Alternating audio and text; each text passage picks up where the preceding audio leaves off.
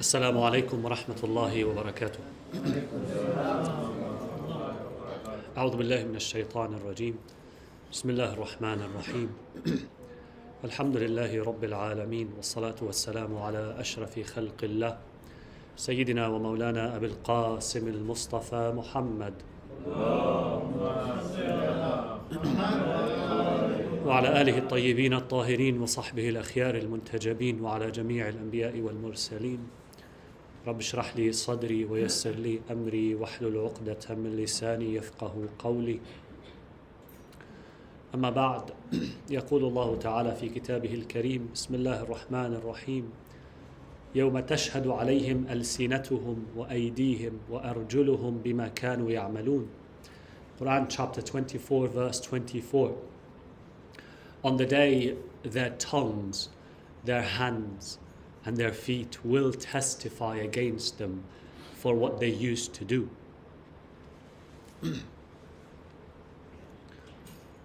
We understand that us as a part of a community, the smaller community of family and friends or the wider community, we understand that we have certain rights and certain responsibilities. There are certain rights that we have that other people are responsible of observing and respecting.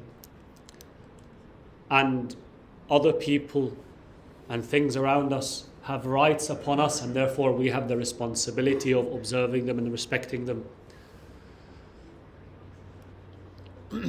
But in our understanding, it is not only us being part of a community that brings rights and responsibilities. Even us as individuals, within ourselves, towards ourselves, we have a responsibility. Our own self has rights upon us.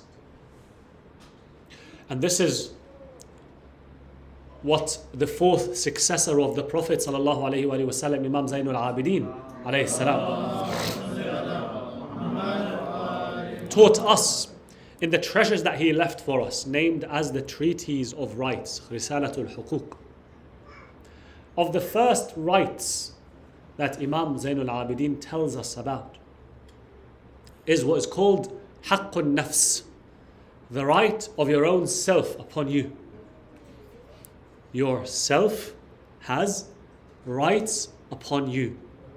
Even if you are alone, there's no community around you, there's rights. There are responsibilities upon your own self towards your own self.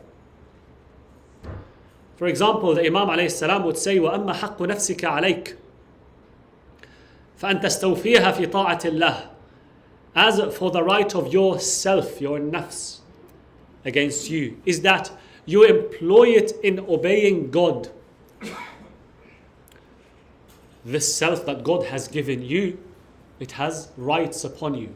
And that right is that you use it in whatever resembles obedience to God. You use it in obedience to Allah. You don't have the right to use it in disobedience. You're not absolute owner of your own self to say, well, I can do whatever I want with my body. I can do whatever I want with my hands and tongue and legs and so on. In fact, the Imam alayhi salam continues describing how the body parts of your body have rights upon you. He would say, then you deliver to your tongue its right. Your tongue has a right upon you. You control it. It has a right upon you. What is that right? Inshallah, I'll come to it in a minute. So you deliver to your tongue its right, to your hearing its right, to your sight its right, to your hand its right, to your leg its right, to your stomach its right, to your private part its right. And you seek help from God in all that. That's the right of yourself over your own self. Imam elaborates, what is really the right of the tongue? What is really the right of the hearing? What is really the right of the sight? What is really the right of the stomach, the right of the hand, the right of the foot? As for the right of the tongue, is that you consider it too noble for obscenity. You think of it as a respectful creation of God that you need to purify and distance from any impurity, obscenity, foul language. Accustom it to good. The right of your tongue upon you is that you accustom your tongue to good. You speak goodness, you speak kindness, you speak remembrance of God. Accustom it to good. Refrain it from any meddling in which there is nothing to be gained. Backbiting, vain talk, all these, if you engage in, you're disrespecting the right of your tongue upon you. And you will be asked on the day of judgment. Do you remember the verse that I started with, which said, on the day their tongues, their hands and their feet will testify against them. Yes, Allah will make them testify against us. All our body parts. How did we use our body in this life? That's a responsibility that we all have. Express kindness to the people and speak well concerning them. As for the right of the hearing, is to keep it pure from listening to backbiting. To filter whatever you hear. To filter out whatever displeases God. Backbiting, slandering, the haram, whether it's music or anything else. That's a right of the hearing upon you. If you don't respect it, that hearing will testify against you on the day of judgment. And listening to that which is unlawful to listen to. You need to protect that hearing. That's the right of the hearing upon you. Imam Zain al-Abidin continues, as for the right of the sight, is that you lower it before everything which is unlawful to you. Something unlawful, something haram passes by. It's a right of your vision that you actually look away. And Allah will ask you about it. Can't say, well, this is my vision. I can do whatever I want with it. The answer comes, no, it's not. Just like your hearing is not your hearing. Just like your hands are not your hands in the absolute sense that you own them, that you can do anything you want with them. No. There are limits. There are rights. These are things that God has given you, and He expects that you treat them with the rights that they deserve in His obedience. The command of God is the trigger. The command of God is the center. The command of God is what moves us or stops us towards our bodies, towards what we own in this life. And that you take heed whenever you look at anything. As for the right of the hand, is that you stretch it not towards that which is unlawful to you. As for the right of your two legs, is that you walk not with them towards that which is unlawful to you. Also the legs have rights over you. You have to escape from standing upon the narrow bridge, the sirat. That is over the hellfire. That sirat that we are all promised that we will pass on it. Some will fall down and some will be supported by God to pass. You should see to it that your legs do not slip and cause you to fall into the fire. As for the right of your stomach, is that you make it not into a container for that which is unlawful to you, and you eat no more than you fill, no more than you are hungry. You eat your need. That's a right upon your stomach. When you overfill yourself with food, you're disrespecting the right of the stomach. And the stomach will ask you, will witness against you, will testify against you on the day of judgment. As for the right of your private part, is that you protect it from fornication and guard it against being looked upon. Imam Salamullahi alayhi is clearly teaching us that no, we are not absolute owners of our own selves or our own bodies. So that we say, I can do whatever I want. I can decide to burn it. I can decide to terminate it. I can decide to harm it. Self-harm is a right. No. No. This is where your rights stop. There are responsibilities that you need to observe and consider. This is what I thought to start with. We ask Allah subhanahu wa ta'ala, inshallah, that He may help us observe all the rights around us, whether it's the rights of the people around us or the rights of our bodies towards ourselves. Bismillah ar-Rahman ar-Rahim. والعصر إن الإنسان لفي خسر إلا الذين آمنوا وعملوا الصالحات وتواصوا بالحق وتواصوا بالصبر.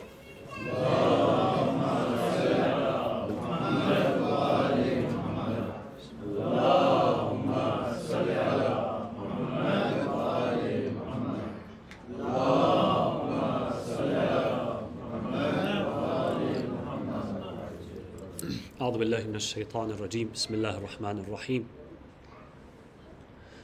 الحمد لله رب العالمين اللهم صل على محمد عبدك ورسولك وأمينك وصفيك وحبيبك وخيرتك من خلقك وحافظ سرك ومبلغ رسالاتك اللهم وصل على علي أمير المؤمنين ووصي رسول رب العالمين عبدك ووليك وأخي رسولك وحجتك على خلقك وآيتك الكبرى والنبأ العظيم صل على الصديقة الكبرى فاطمة الزهراء سيدة نساء العالمين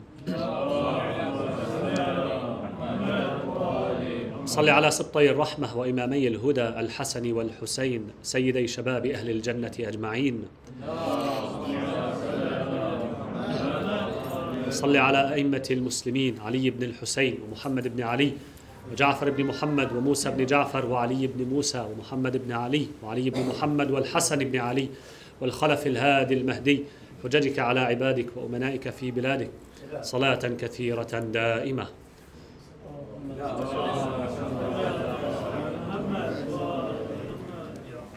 عباد الله أوصيكم ونفسي بتقوى الله والورع عن محارمه. My dear brothers, my dear sisters, I remind myself, I remind yourselves to observe taqwa, to be mindful of God at all times and to stay away from what God has prohibited. In a couple of hours, the UK Parliament will be voting on the so-called assisted dying bill, which would give people in England and in Wales, in certain circumstances, the right to choose to end their own life. By now, many of you will have probably received the sample letter that people can send to their MPs in order to remind them of the negative repercussions of this bill on the quality of the palliative care that we provide, and to urge them not to vote the bill through, and to, instead of considering an assisted ending of life approach, to consider more funding and more support for our palliative care services, trying to improve the quality of life for the people with terminal illness, rather than give them the choice to end their lives. Obviously, a choice which cannot be easily guaranteed to be free of the pressures of coercion, and to be safeguarded against vulnerable people being coerced into taking their own lives. Regardless of what the outcome of the vote will be, let me present a few thoughts for our information as a community in order to understand where is our stance on this issue and why.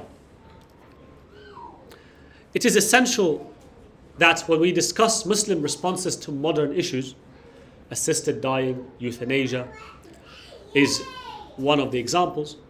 It's important for us as Muslims not to reduce the Muslim normativity or our positions towards things that we do or we shouldn't do. We shouldn't reduce that only to fiqh or to the legal aspect of the Sharia. Obviously, I can stand here and say, and actually quote an answer from His Eminence Sayyid Sistani about the matter, and quote from his website. Question: is mercy killing allowed? Answer: no, mercy killing is not permissible. And I could end it there. But this is not sufficient for today's debate. It is important for us, therefore, not to bypass the foundation of the Muslim bioethical standing on the Quran, on the Islamic disciplines and traditions that we have, such as theology, such as the spiritual traditions that we have, such as the historical adab traditions, the philosophical ethics, and so on. These can inform certain concepts of life and its sanctity when considering the dimension of the soul or the ruh in our debate. The Muslim theological position attributes final causality in all things to Allah subhanahu wa ta'ala, to God. Meaning that we believe that everything in its essence, in its root, ends up being with God. Even the actions that we do, it is Allah subhanahu wa ta'ala who eventually approves. There's nothing that happens independently of His will. This is a fundamental doctrine that we have. Everything roots back to Allah subhanahu wa ta'ala. Everything roots back to God, including sickness, including healing. Obviously, we believe that sickness and healing has their own methods, have their own channels. These are what we actually go and study in the sciences, the different sciences that we have. These are the things that we experiment in the labs and so on. That's how God created this world. Cause, effect. And when we study these, we're studying the trace of God. We are allowed to actually appreciate the greatness and the power and the wisdom of God. It doesn't mean these occur and happen independently of God. God is at the center. God is at the center in the spiritual realm. So this is what we physically or practically translate into this doctrine of tawakkul. Tawakkul, reliance on God. Tawakkul is understood as the reliance of God on God towards the matters that you don't have control over. In fact, we do tawakkul on things that we do have control over as well. But we do have a certain level of agency. We say, look, I do tawakkul, I rely on God, but I do my part. But there are certain areas that there's no role for you to play. You can't really control the outcome. The outcome is one of these things that you can't control. You do your part. Isn't that what we learn? Isn't that how we discipline ourselves? Isn't that how we teach our children? You do your role. Tawakkul is not laziness. It's not that you let the seed run from the bag and let it on its own go and dip itself into the soil and let it water itself and grow. That's not tawakkul. That's laziness, my brother. That's you not wanting to do your farming job. Tawakkul is that you do all the necessary parts. And you rely and trust God. You rely on God on the things related to the things that you can't control anymore. You leave it to God. You leave the plant. You leave the circumstances, the weather, the outcome. You leave it to God. That's tawakkul. So we can here remember the prophetic traditions. اعقل وتوكل. Tie your camel and rely on God. If you remember that, say. When that person asked the Prophet, "Oh Prophet, I'm now coming to the mosque. What should I do? Should I tie my camel and rely on God? Trust God? Or should I just leave it and trust God and rely on God?" The Prophet said, no, you tie it. You do your part. And you rely on God. So this is one thing that we remember here. We remember also the tradition or the traditions that are called Tibbul Nabi or Tibbul A'imma. The kind of recommendations, the medical or nutritional recommendations from the Prophet and his successors. This is one thing that we remember in this context. We remember also the Quranic principle of respect for life. Quran chapter 5 verse 32. من أجل ذلك كتبنا على بني إسرائيل أنه من قتل نفسا بغير نفس أو فساد في الأرض فكأنما قتل الناس جميعا ومن أحياها فكأنما أحيا الناس جميعا. That is why we ordained for the children of Israel that whoever takes a life, unless as a punishment for murder or mischief in the land, it will be as if they killed all of humanity. And whoever saves a life, it will be as if they saved all of humanity. So all these traditions, all these thoughts combined together tells us that an individual in our perception, in our belief, in our worldview is responsible for actively seeking to preserve his or her own life. Every person is responsible for actively seeking to preserve the life. Always in accordance with the Sharia, and to embrace God's will when it comes to consequences. The consequences that you can't control. This is where you leave it to God. You don't interfere with God's commands and what God has ordained. This is an angle from which we can understand the prohibition of suicide, for example, as a form of voluntarily and actively seeking death. This is why suicide is haram. Suicide is prohibited. Why? Because you're not actively protecting your life. In fact, you're doing actively the opposite. The Muslim framework, which perceives only God as the giver and taker of life, entrusted to man as an amana, as a trust. This soul, as we mentioned in the first part of our lecture, what God has given you of your body, that's a trust that He expects that you return. You don't have the right or the absolute right to do whatever you want with it. You do with it whatever is in accordance with His command and His will. Otherwise, no, you don't have absolute right. You don't have absolute ownership of your body. Like you don't have absolute ownership of a pet at home. You can't say, I own this cat completely, absolutely, therefore I have the right to destroy its life. No, God prohibits you there. You are an owner to a certain level, by that level of observing God's command, of observing God's rights. So, this is how we understand the Muslim framework, which encounters the modern discussion on euthanasia or assisted dying with grave concerns, to say the least, that hardly perceive its permission. Maybe only under some secondary titles that are very exceptional in fiqhi terms, عنوان ثانوي, of utility and detriment, depending on the fiqhi opinions. The belief that every soul has its lifespan appointed by God could be understood to be descriptive or prescriptive. Descriptive meaning that humans have practically no agency in ending a life. When life is ended, that's God's command or that's God's action.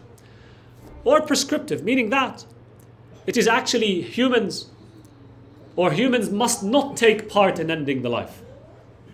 That when Allah subhanahu wa ta'ala or the traditions tell us every soul has its own lifespan, it could also tell us that, look, it is not you who interferes with it. You don't meddle with that lifespan. This is how we can understand that the consequence of interfering with God's will by actively ending a life is an act of disobedience of God and has its consequences with Allah.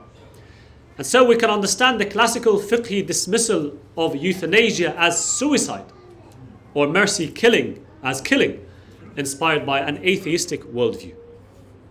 The prophetic traditions imply that a Muslim should get prepared for death, yes. At any moment, yes. But should not actively seek it. Allah subhanahu wa ta'ala in the Quran chapter 2 verse 195 says, وَأَنْفِقُوا فِي سَبِيلِ اللَّهِ وَلَا تُلْقُوا بِأَيْدِيكُمْ إِلَى التَّهْلُكَةِ. Spend in the cause of God and do not let your own hands throw you into destruction. Clear directive. Or the Quran chapter 4 verse 29, وَلَا تَقْتُلُوا أَنفُسَكُمْ إِنَّ اللَّهَ كَانَ بِكُمْ رَحِيمًا. And do not kill yourselves. Surely God is ever merciful to you. The discussion obviously can get more complex when considering that certain quality of life is the discussion, not life alone. That's where people who are supportive of this bill, they would say, well, look, it's about the quality of life. If someone is living a life, but it's a life of suffering from a terminal illness, let's say, then what a low quality of life this is. That's an argument. But here we ask, low quality by what standard? What standard could possibly degrade the value of human life to make it of a low quality? What is that? Is it pain? Is it suffering? Is that sufficient for us to say that the human life now is not that important, but the quality is more important? Let me finish with this. In our Islamic theology or theological worldview, how do we really look at this life? We look at death as only a bridge to a realm of higher existential value. Death is a transition for us from this world we're living in to another life that is a higher quality life, of a higher existential value life.